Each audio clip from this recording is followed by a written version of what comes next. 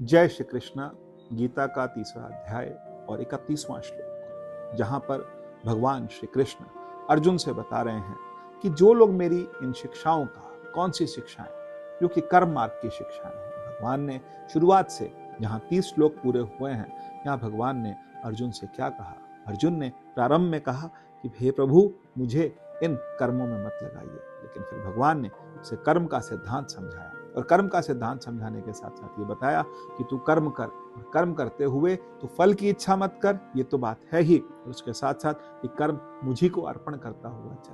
ये कर्म करने के लिए तेरा कर्तव्य है, ये तेरा धर्म है, क्योंकि जो तू करेगा तेरे से आगे आने वाली संतानें वो वही कर्म को करेंगी। ऐसे में भगवान अर्जुन को बहुत प्रेम से समझा रहे हैं और यहीं पर 31वें श्लोक में बोल रहे हैं कि ये में मत विदम नित्य मनुतिष्ठन्ति मानवा श्रद्धावंतो या सुन्यस्तो मुच्यन्ते ते अपि कर्मणि। जो लोग मेरी इन शिक्षाओं का पालन अत्यंत श्रद्धापूर्वक तथा ईर्ष्या से मुक्त होकर के करते हैं, वे कर्म बंधन से मुक्त हो जाते हैं। तो कर्म बंधन क्या है?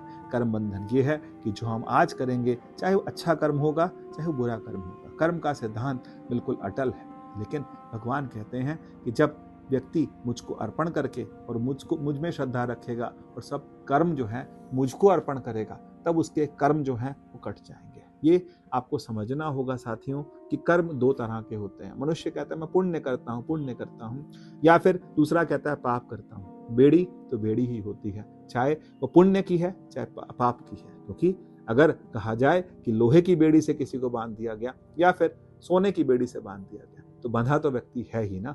तो इसका मतलब ये है कि यदि व्यक्ति को मुक्त होना है, उसको मुक्ति का मार्ग चाहिए, उसको अपना मोक्ष चाहिए, तो फिर चाहे सोने की बेड़ी हो चाहे लोहे की बेड़ी हो, दोनों से मुक्त होना पड़ेगा। और उसके लिए भगवान जो रास्ता बता रहे हैं वो रास्ता बहुत सिंपल है। वो रास्ता क्या है कि अपने कर्मों को मुझको अर्पण कर। तो कहा ब्रह्मार्पणम ब्रह्मर्वे ब्रह्म हविर ब्रह्म अग्नो ब्रह्मणाहुतम ब्रह्मैव तेन गंतव्यो ब्रह्म कर्म समाधिना। ब्रह्म को, परमात्मा को, भगवान कृष्ण को अपने कर्तव्य, अपने कर्म जो हैं हम समर्पित करते चलें, ताकि इन कर्मों का फल चाहे अच्छा हो चाहे बुरा, हमें अच्छा भी नहीं चाहिए। भक्त कहता है मुझे अच्छा भी नहीं चाहिए, मुझे बुरा भी नहीं चाहिए। भरत जी जब यमुना जी को देखा और गंगा जी के सामने गए, तो गंगा जी को जब उन्होंने प्रणाम किया, उन्होंने कहा अर्थ न धर्म न काम रुचि गति न चाहूं निर्वाण जन्म जन्म रति राम पद यह वरदान। मुझे कुछ नहीं चाहिए, मुझे अच्छा भी नहीं चाहिए, मुझे बुरा भी नहीं चाहिए, मुझे सिर्फ